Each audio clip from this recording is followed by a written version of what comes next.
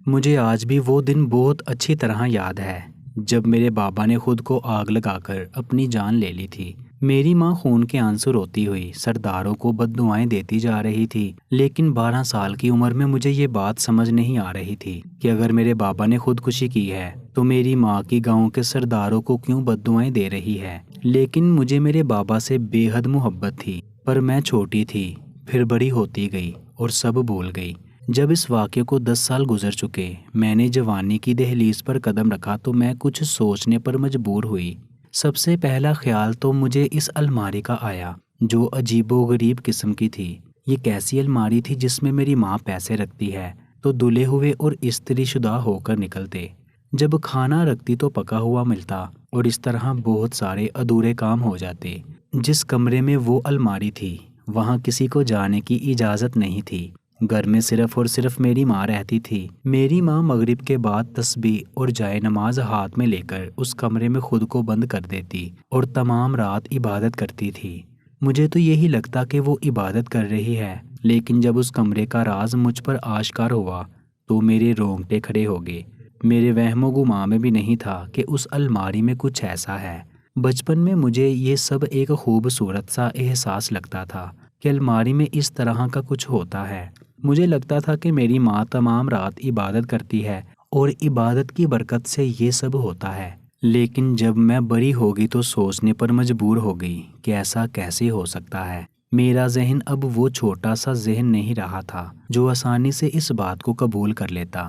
اب میں بہت بڑی ہو چکی تھی اور جاننا چاہتی تھی، لیکن الماری میں ہر وقت تالا لگا ہوتا اور کمرہ بھی بند ہوتا، اس لیے مجھے موقع نہیں ملا۔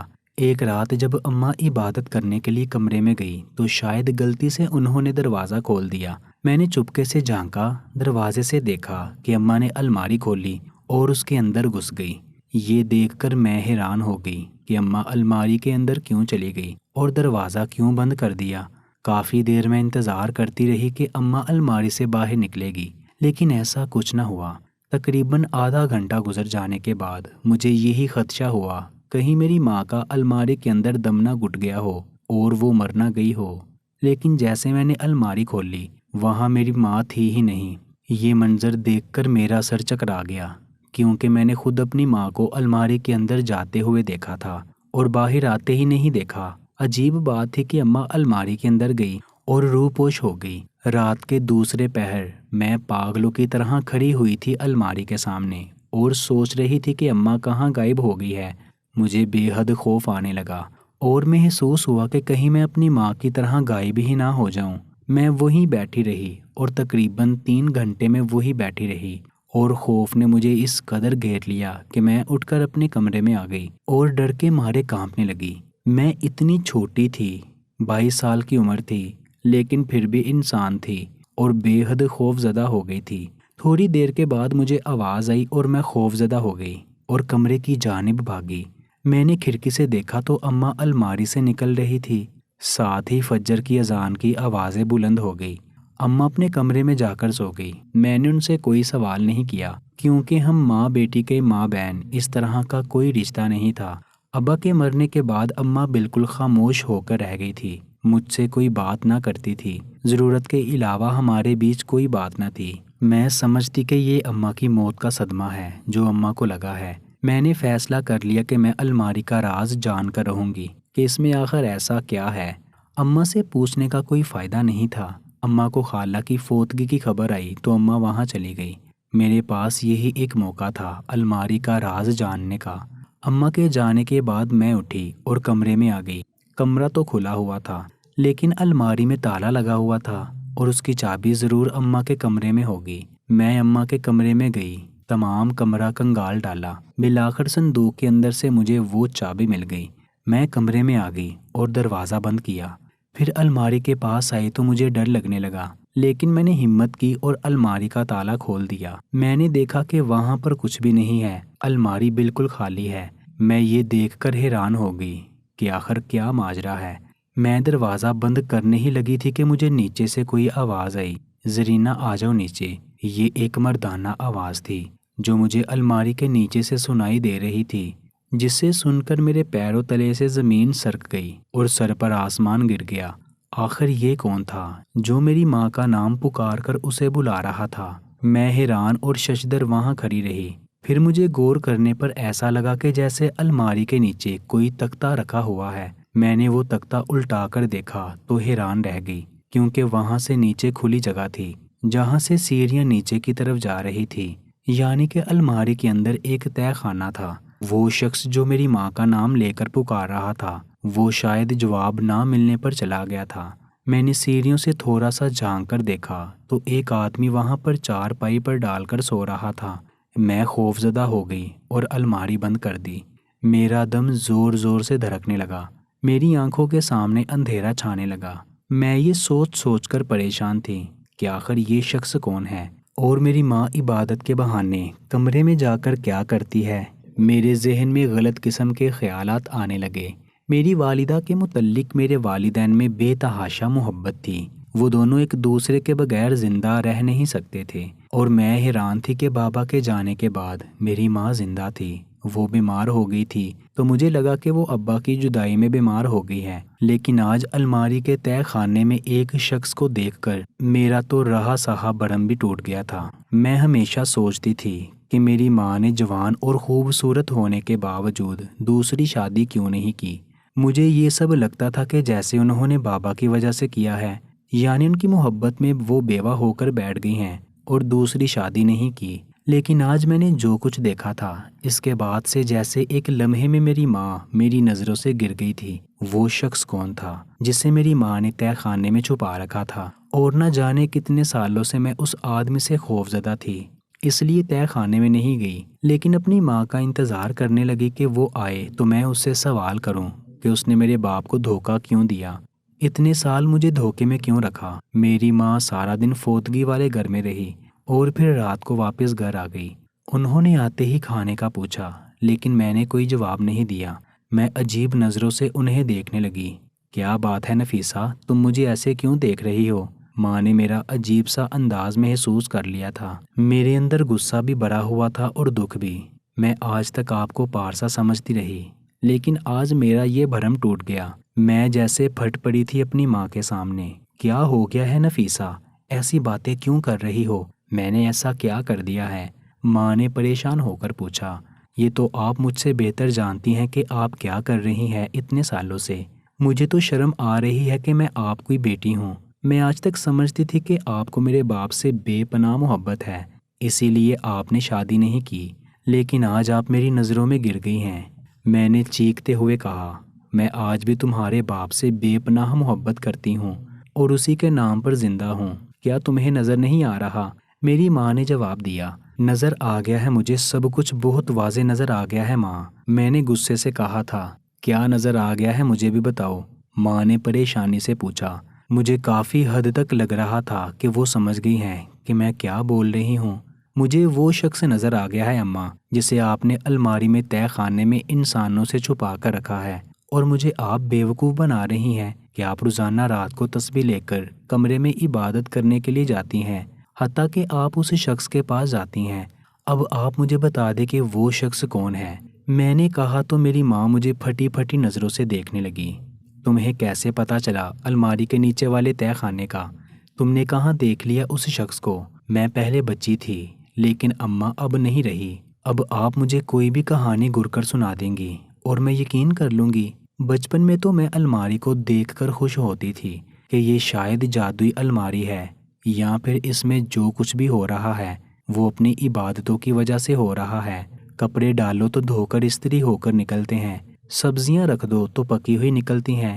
مجھے ایسا لگتا تھا کہ یہ سب کوئی فرشتہ کر رہا ہے آپ کی عبادتوں کی وجہ سے، لیکن مجھے کیا معلوم تھا کہ میری ماں وہاں کسی اجنبی کو رکھے ہوئے ہے۔ بتا دے مجھے کہ وہ شخص کون ہے، میں نے غصے سے کہا تھا۔ میری ماں سر پکڑ کر بیٹھ گئی۔ تم نے الماری کیوں کھولی اور تمہیں چابیاں کہاں سے ملی؟ ماں نے سوال کیا۔ میں نے کہا، نا اماں، میں کوئی بچی نہیں ہوں کہ ان کہانیوں پر یقین کروں جو آپ مجھے بچپن میں سناتی تھی۔ الماری کے متعلق کہ یہ ایک جادوئی الماری ہے، میری عقل اس بات کو تسلیم نہیں کر رہی، اس لیے میں اس کی کھوج میں لگ گئی۔ لیکن جو راز مجھ پر آشکار ہوا، اس کے بعد تو میں خود سے نظریں نہیں ملا پا رہی ہوں۔ میں نے غصے سے کہا تھا، تم غصہ مت کرو، آرام سے بیٹھ جاؤ۔ تمہیں میں ساری کہانی سناتی ہوں۔ اماں نے مجھے شانوں سے پکڑ کر چارپائی پر بٹھایا۔ میں ہمہ گوش ہو گئی۔ تہ خانے میں کوئی اور نہیں تمہارا باپ ہے بیٹی۔ میری ماں نے کہا تو میں نے اس بات کا یقین نہیں کیا۔ جھوٹ بول رہی ہیں آپ، میرے باپ نے آج سے 10 سال پہلے خود کو آگ لگا کر اپنی جان لے لی تھی۔ اب آپ اپنا گناہ چھپانے کے لیے ایسا کہہ رہی ہیں۔ میں نے خود اپنے باپ کی لاش دیکھی تھی، جس کا جنازہ پڑھا گیا اور دفنایا گیا۔ آج بھی میرے باپ کی قبر موجود ہے۔ آپ کیسے کہہ سکتی ہیں کہ وہ شخص میرا باپ ہے؟ مجھے نہیں یقین آ رہا آپ کی بات پر، اس لیے میں نے ایسا بولا۔ تمہارے باپ نے خودکشی مکھن کی تھی، وہ سب ایک ڈرامہ تھا، میں نے تمہارے باپ کی جان بچانے کے لیے رچایا تھا۔ اماں کے اس انکشاف پر میں حیران ہو کر رہ گئی۔ مجھے آپ کی بات پر یقین نہیں آ رہا۔ میں نے خود لاش دیکھی تھی اپنے باپ کی۔ میں نے کہا تم نے جلی ہوئی لاش دیکھی تھی، جو اصل میں ایک لاش نہیں ایک پتلا تھی جسے ہم نے جلایا تھا۔ ہم دنیا کو یہ دکھانا چاہتے تھے کہ تمہارا باپ مر چکا ہے تاکہ کوئی ہمیں پریشان نہ کرے۔ اماں نے کہا تو میں ان کا چہرہ حیرت سے دیکھنے لگی۔ یہ کیسا انکشاف تھا؟ کیسے یقین کر لوں میں آپ کی اس من گھڑت کہانی کا؟ اور کیوں کیا ہوگا ابا نے اپنی خودکشی کا ڈرامہ؟ میں نے پوچھا۔ تمہیں میری بات کا یقین نہیں تو چلو میں تمہیں تمہارے باپ کے پاس اس تہہ خانے میں لے جاتی ہوں، تم اسے خود دیکھ لو، وہ تمہیں خود تمہاری کہانی سنائے گا۔ اماں اٹھی اور میرا ہاتھ پکڑ کر تہہ خانے کی جانب لے کر جانے لگی۔ وہ شخص میرا باپ نہیں ہے، مجھے اپنے باپ کی شکل یاد ہے، میں نے ماں کے ساتھ چلتے ہوئے کہا۔ تمہیں اپنے باپ کی جوانی کی شکل یاد ہے؟ اب وہ بوڑھا ہو گیا ہے، 10 سال کے اندر اتنی تو تبدیلی آ گئی ہے اس میں۔ اماں نے کہتے ہوئے الماری کھولی اور مجھے تہہ خانے میں لے جانے لگی۔ ہم سیڑھیاں اتر کر نیچے آ گئے۔ ہماری آواز سن کر وہ شخص جاگ کر بیٹھ گیا۔ وہ حیرت سے میری ماں کو دیکھنے لگے۔ دلاور تمہاری بیٹی کو سب پتہ چل گیا ہے، اب خود ہی اسے ساری حقیقت بتاؤ۔ یہ میرا یقین نہیں کر رہی۔ میری ماں نے میرے باپ کا نام پکارتے ہوئے اس شخص سے کہا تو میں نے غور سے اس کا چہرہ دیکھا۔ وہ واقعی کوئی اور نہیں میرا باپ ہی تھا، جس کے چہرے پر تھوڑی سی جھریاں اور داڑھی کے باوجود میں اسے پہلی نظر میں پہچان نہیں پائی، لیکن غور کرنے پر میں پہچان گئی۔ میں پھٹی پھٹی آنکھوں سے اپنے باپ کو دیکھنے لگی۔ مجھے اس منظر پر یقین نہیں آ رہا تھا۔ جس انسان کو میں مرا ہوا سمجھ رہی تھی آج میرے سامنے زندہ کھڑا تھا۔ نفیسہ میری جان، میرے باپ نے کہتے ہوئے شدت جذبات سے اپنی باہوں میں بھر لیا اور پھوٹ پھوٹ کر رونے لگا۔ نہیں ہوں میں آپ کی بیٹی، کیوں کیا آپ نے میرے ساتھ ایسا؟ آپ زندہ تھے اور میں آپ کو مرا ہوا سمجھ رہی تھی۔ میں نے 10 سال یتیمی کے احساس میں گزار دیے۔ آپ کو اندازہ بھی ہے، کچھ احساس بھی ہے کہ میں آپ کی موت کے بعد کتنا روئی، کہ 10 سال کی بچی جو اپنے باپ سے اتنی محبت کرتی تھی اس کے دل پر کیا گزری ہوگی۔ اس کی خودکشی کی خبر سن کر آپ دونوں کو کوئی احساس ہے؟ آپ دونوں نے میرا بچپن برباد کر دیا۔ کیوں کیا بتائیں؟ میں پھوٹ پھوٹ کر رونے لگی۔ بتاتا ہوں میری بچی، سب بتاتا ہوں۔ ہم نے جو کچھ بھی کیا ہماری مجبوری تھی۔ تم ہماری سچائی جانو گی تو تمہارا غصہ اتر جائے گا۔ میرے باپ نے میرا ہاتھ پکڑ کر مجھے بٹھایا اور اپنی کہانی شروع کی۔ میں گاؤں کی حویلی میں گاؤں کے سرداروں کا نوکر تھا۔ میں بہت بہادر تھا، بہت طاقت والا تھا، سرداروں کا کھانا بنایا کرتا۔ اس کے علاوہ ان کے کپڑے دھونا اور استری کرنا۔ میں بہت قابل ملازم تھا اور وہ مجھ سے بہت خوش تھے۔ پھر ایک دن ایسا واقعہ پیش آیا جس نے میری اور ہم سب کی زندگی بدل کر رکھ دی اور میں زندہ ہو کر مر گیا۔ سردار شاہ نواز کی بیٹی، جسے حویلی کی شہزادی کہا جاتا تھا، وہ ایک رات میرے پاس آئی۔ وہ بہت خوفزدہ تھی۔ اس کا نام زینب تھا۔ میں اچانک زینب کو اپنے پاس دیکھ کر حیران ہو گیا، کیونکہ وہ بہت لاڈلی تھی اور اس کی شادی ہونے والی تھی۔ اچانک وہ آدھی رات کو میرے کمرے میں آ گئی تو میں ڈر گیا، کیونکہ سرداروں نے اسے آدھی رات کو میرے کمرے میں دیکھ لیا تو میری شامت آ جاتی۔ چھوٹی بی بی، آپ میرے کمرے میں اس وقت کیوں آئی؟ اگر آپ کے بھائیوں کو پتہ لگ گیا تو وہ غلط سمجھیں گے۔ میں نے پریشانی سے کہا تو اس نے کہا، دلاور، مجھے تمہاری مدد کی سخت ضرورت ہے۔ اگر آج تم نے میری مدد نہیں کی تو میں جان دے دوں گی۔ زینب کی باتیں سن کر میں حیران ہو گیا۔ اس کے ہاتھ میں چھوٹا سا بیگ تھا اور اس نے سیاہ چادر میں اپنا وجود چھپا رکھا تھا۔ مرنے کی باتیں کیوں کرتی ہو زینب بی بی؟ آپ کی تو شادی ہونے والی ہے۔ اللہ آپ کی عمر لمبی کرے۔ اور میں آپ کی کیا مدد کر سکتا ہوں؟ میں نے زینب سے کہا تو وہ پھوٹ پھوٹ کر رونے لگی۔ دلاور، میں یہ شادی نہیں کرنا چاہتی، میں یہ حویلی چھوڑ کر ہمیشہ کے لیے اپنے محبوب کے ساتھ جانا چاہتی ہوں۔ تم مجھے ریلوے اسٹیشن تک چھوڑ دو، نہیں بلکہ تم میرے ساتھ چلو ٹرین میں اور مجھے شہر تک چھوڑ دو، پھر آگے سے میں تم سے کوئی مدد نہیں مانگوں گی۔ میں جنید نامی لڑکے سے محبت کرتی ہوں اور وہ شہر میں میرا انتظار کر رہا ہے۔ وہ حویلی نہیں آ سکتا کیونکہ میرے بھائی اسے قتل کر دیں گے، اس لیے مجھے ہی جانا ہوگا۔ جنید سے ملنے کے بعد ہم دونوں نے کہا کہ ہم یہ ملک چھوڑ کر چلے جائیں گے، بس تم میری اتنی سی مدد کر دو، مجھے اس تک پہنچنا ہے۔ زینب کی باتیں سن کر میں حیران رہ گیا۔ وہ جو کہہ رہی تھی وہ میرے لیے ممکن نہیں تھا۔ چھوٹی بی بی، یہ آپ کیا کہہ رہی ہیں؟ اگر آپ کے بھائیوں کو علم ہو گیا تو وہ میرے ساتھ ساتھ آپ کو بھی مار دیں گے، اور آپ ایسا قدم نہ اٹھائیں تو بہتر ہے، یہ آپ کے خاندان کی عزت کا معاملہ ہے، میں نے زینب کو سمجھاتے ہوئے کہا۔ لیکن وہ بضد تھی۔ میرے بھائی ایک بوڑھے شخص سے میری شادی کروا رہے ہیں تاکہ میری جائیداد کا حصہ انہیں مل جائے، اور یہی نہیں، وہ بوڑھا شخص 4 جوان بیٹوں کا باپ ہے اور بہت زیادہ ملکیت کا مالک ہے۔ اس نے بہت زیادہ پیسوں کا لالچ بھی دیا ہے میرے بھائی کو، اور اسی لالچ میں اندھے ہو کر وہ میری زندگی برباد کرنا چاہتے تھے۔ لیکن میں اپنے ساتھ یہ ناانصافی نہیں ہونے دوں گی۔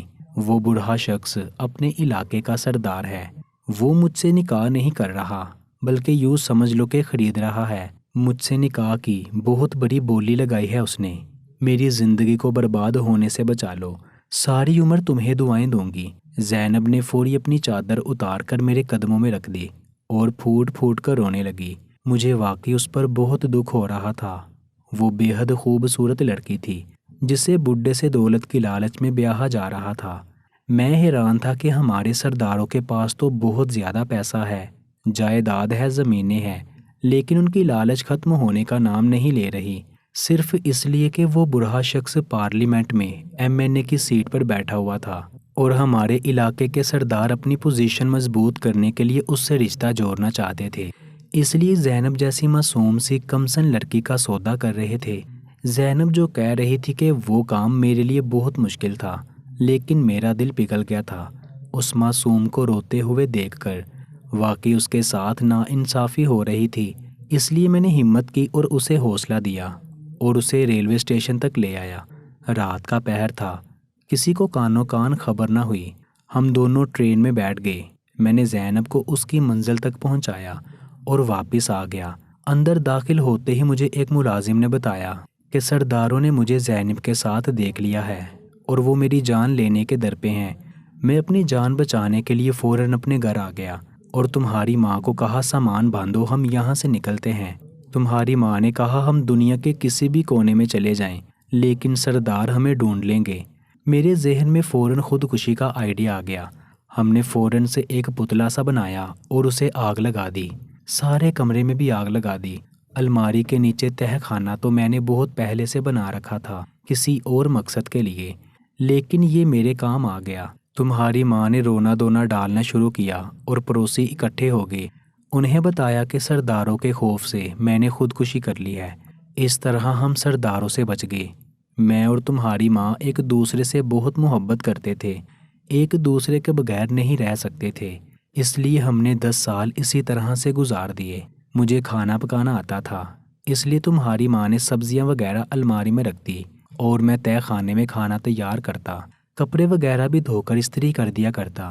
یہ کپڑے گاؤں والوں کے ہوتے جن کو دھو کر استری کر کے ہمیں کچھ پیسے مل جاتے تھے اور ہمارا گزارا ہو جاتا، کیونکہ تمہاری ماں کما نہیں سکتی تھی اور میں باہر نہیں جا سکتا تھا، اس لیے ہم نے جادوئی الماری والا ڈرامہ رچایا۔ مگر میری بچی، میں نے جو کچھ بھی کیا مجھے اس پر ذرا سا بھی افسوس نہیں، بلکہ مجھے فخر ہے کہ میں نے ایک مظلوم لڑکی کی زندگی بچا لی۔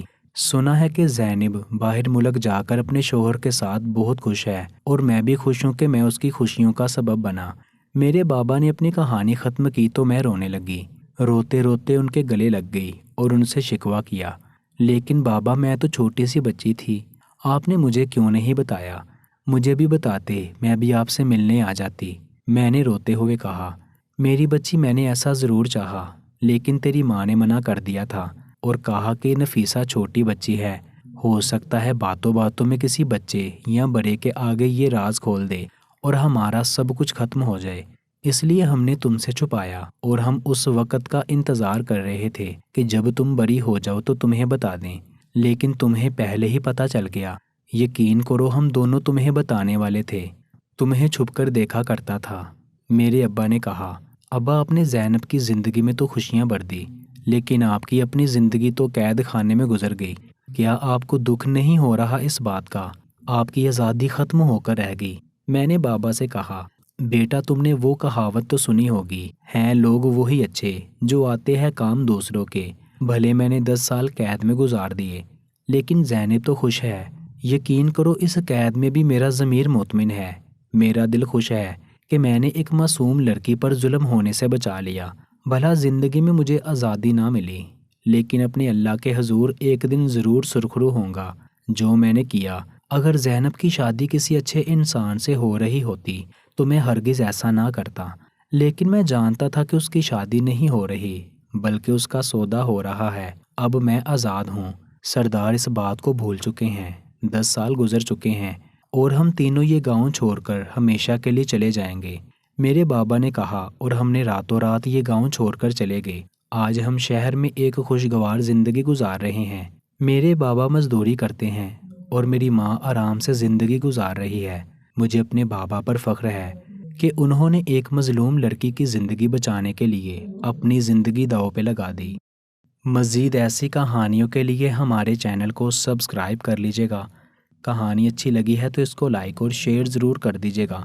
ملتے ہیں ایک نئی کہانی کے ساتھ، مجھے دیجیے اجازت۔ اللہ نگہبان۔